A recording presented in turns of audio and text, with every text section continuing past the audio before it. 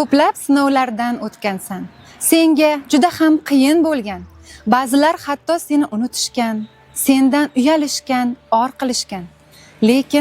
Lekin sening oloving mangu yonishi uchun juda ko'p odamlar o'z jonini qurbon qilishgan va jonini berishga ham doimo tayyor bo'lishgan.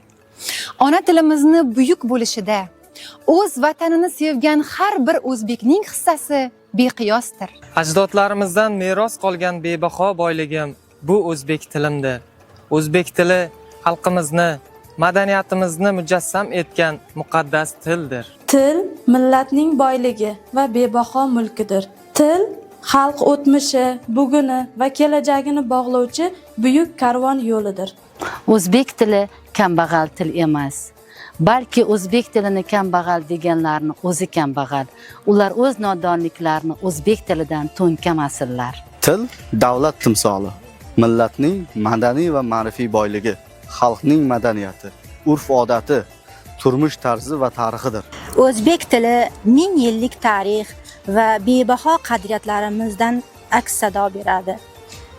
Ona tilni ulug'lash bu vatanni sevish demakdir.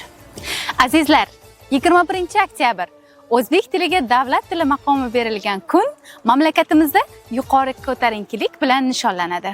Shu qutlug' sana munosabati bilan barchangizni samimiy tabriklaymiz. Ona tilimiz ziyosi ongu tafakkurimizni hamisha yoritib tursin. Bayramingiz muborak bo'lsin.